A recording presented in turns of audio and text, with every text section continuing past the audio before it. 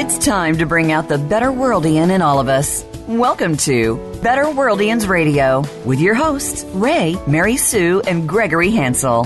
BetterWorldians Radio inspires you with the people and ideas that are making the world a better place. You'll hear how small acts can make a big difference every day.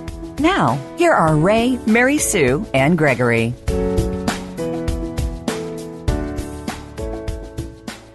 Hi, welcome to BetterWorldians Radio. BetterWorldians Radio is a weekly podcast whose mission is to uplift and inspire you to make the world a better place. I'm Ray Hansel, joined today by my co-host, Mary Sue Hansel. BetterWorldians Radio is brought to you by BetterWorldians Foundation and is co-hosted by the family team that created the popular social game on Facebook called A Better World. It rewards players for doing good deeds while raising money and awareness for charities. To date, over 40 million good deeds have been done in a better world by more than 4 million people in over 100 countries. This week on BetterWorldians Radio, we welcome Umra Omar, founder of Safari Doctors, a nonprofit that travels to remote corners of Kenya and provide health care to those who otherwise wouldn't have any.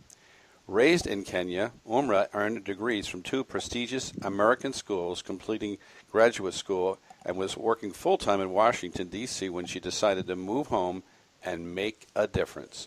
When she learned about a life-saving medical aid project that had been abandoned due to security concerns, Umra founded Safari Doctors. Today, Safari Doctors provides free basic medical services, including immunizations, maternal health care, and much, much more to more than 1,000 people a year. Hi, Umra. Welcome to BetterWorldians Radio. Thank you, guys. This is very exciting to be on board and a part of the BetterWorldians movement. We can't wait to hear all about Safari Doctors. Can you tell us just what it is and who it serves?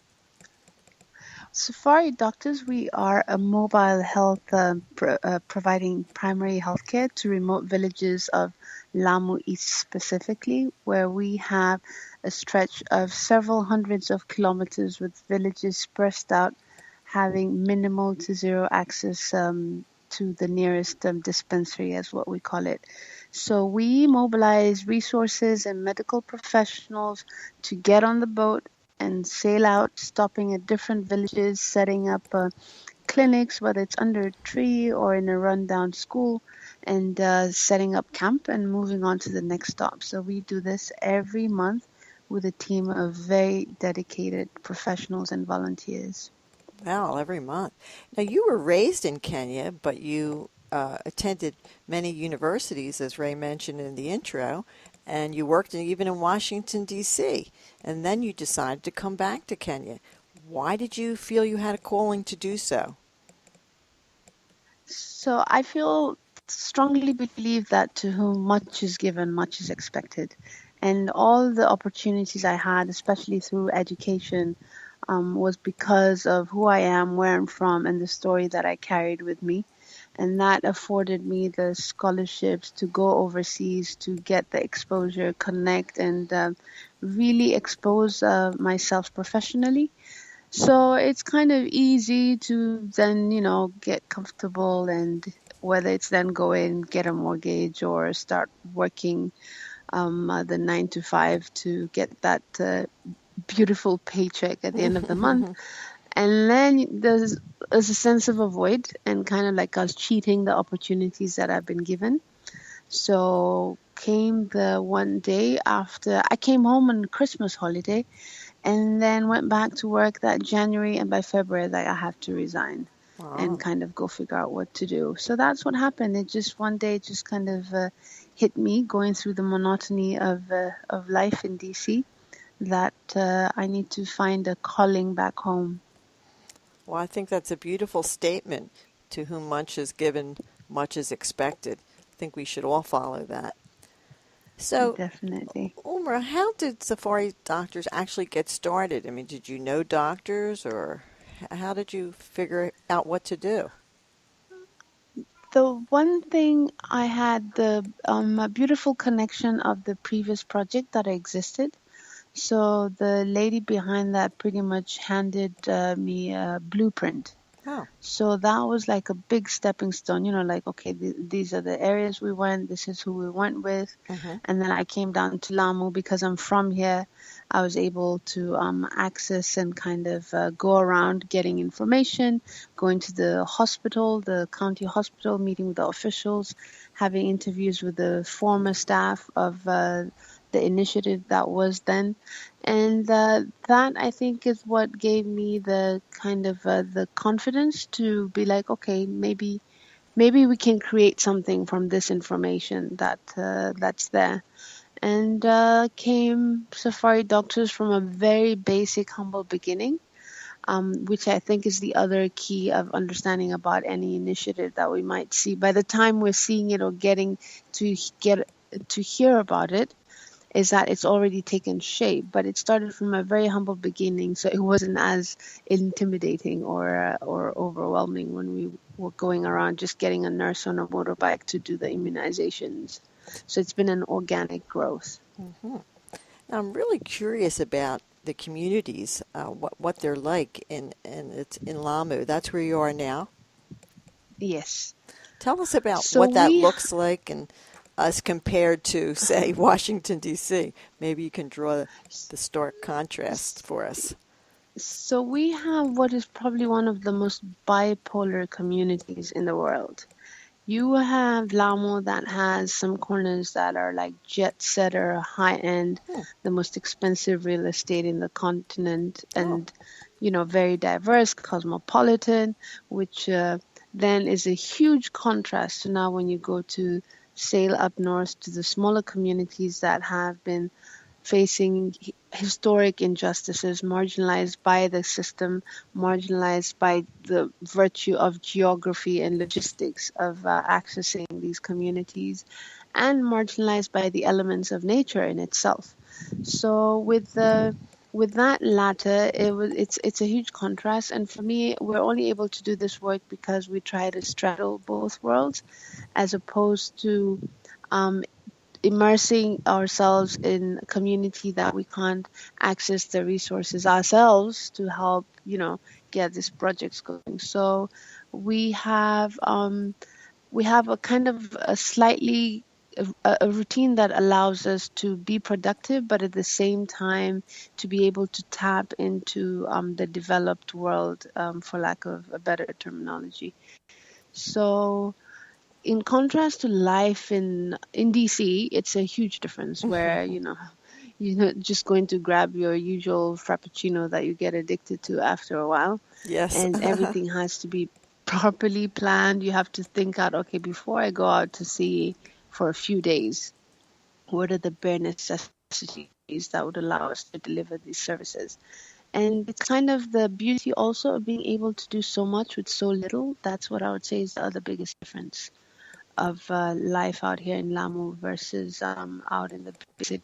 Now, are there roads and schools? So you have Lamu County, which is one of, let me be biased, which is the most beautiful county in Kenya, of the 47. However, what makes it so beautiful, which is pristine, we have, marine life and also wildlife on the mainland. And yet the same beauty is what makes it such a complex region as far as infrastructure is concerned. So where we go, let's say, most of the villages we access are via the sea.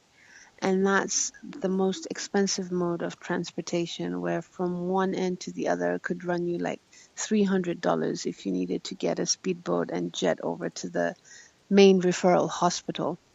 Wow. And yet on the land side, we have a long stretch of unpaved road going all the way up to Somalia, which was out of bounds for over a year.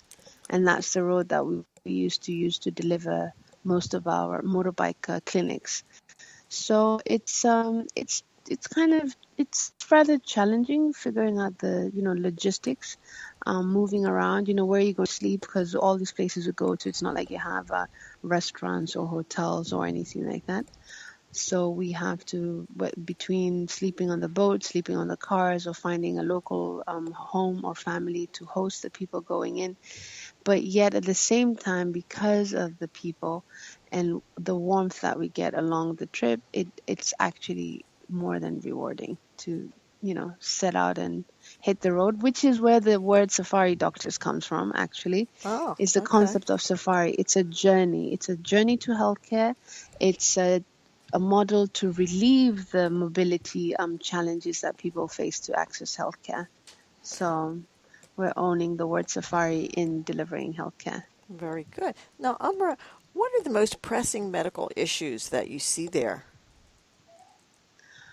The most pressing issue is actually not really life or death at that instant. It's more of the issue of vaccinations, let's say in maternal health care, which is not necessarily a sickness, but it's a preventative measures. And it's something that is challenging for a mother, let's say, who has, 2-3 kids, to have to make 2-3 trips every so many months to get these services.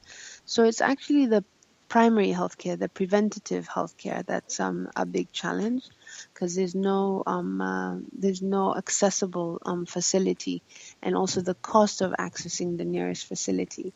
And then other than that, we have the common issues that come with the season, whether there's a rainy season, there's a cholera outbreak, there's respiratory infections, and just the usual also ailments that a child under 5 would face that could be cured by a simple, cough syrup that is, nowhere in proximity.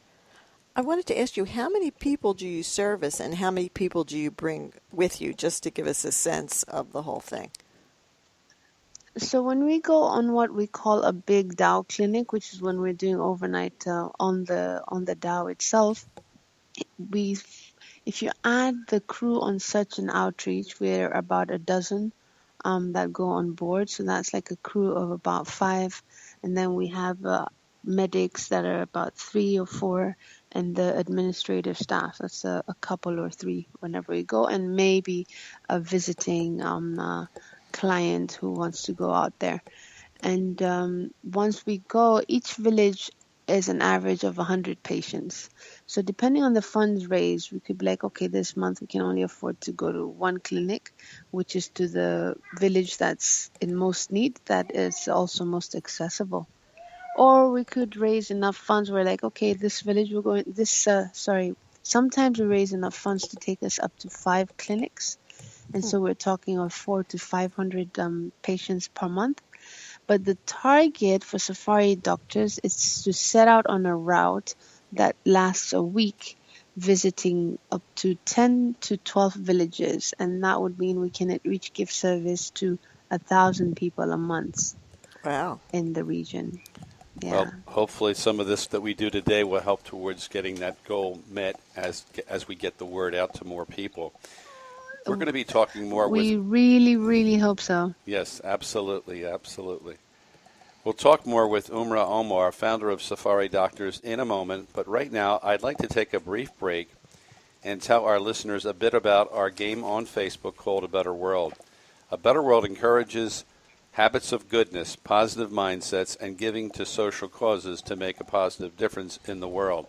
Players do things like express gratitude, share acts of kindness, send get-well notes to real-world sick children, and much, much more. You can find out more at abetterworld.com.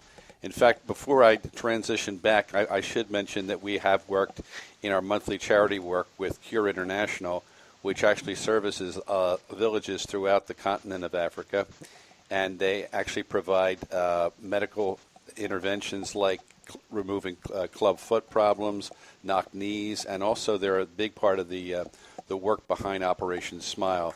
And we've worked with them over the years and actually have an interface directly into our game where people can send get-well notes to the children in some of these villages, and they get to see somebody from around the world wishing them well and wishing them to get relief and to feel better. So let me now turn this back to our conversation with Umra Omar, founder of Safari Doctors, and Mary Sue. Umra, the areas you work in are considered to be quite dangerous due to terrorist activities. Are you ever afraid there, or what happens? Well, that, Mary, has been kind of a non-issue because I really don't think we're safe in the world today. But we do not take it lightly either, that we are operating in a region where we have both the militants and the military, but with the understanding that civilians are not a target whatsoever. That gives us that confidence that we can continue getting our services out here.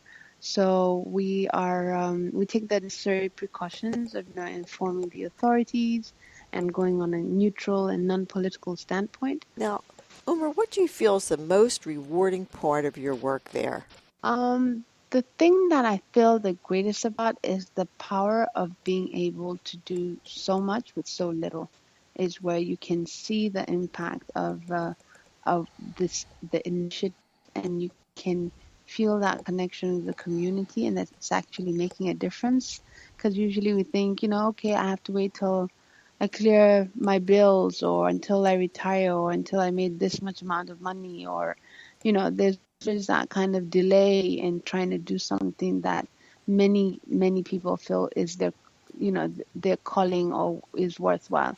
So the most rewarding thing is the sense of having a purpose and being able to fulfill that in real time, connecting with the community firsthand and working together, also not taking it for granted that it's because these communities allow us to come in, and having that mutual understanding, having an element of coexistence to fulfill that purpose is beyond satisfying.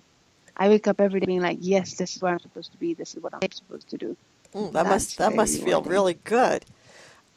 Now, Umar, do you have a favorite story that you could share with us of someone that you've helped with safari doctors?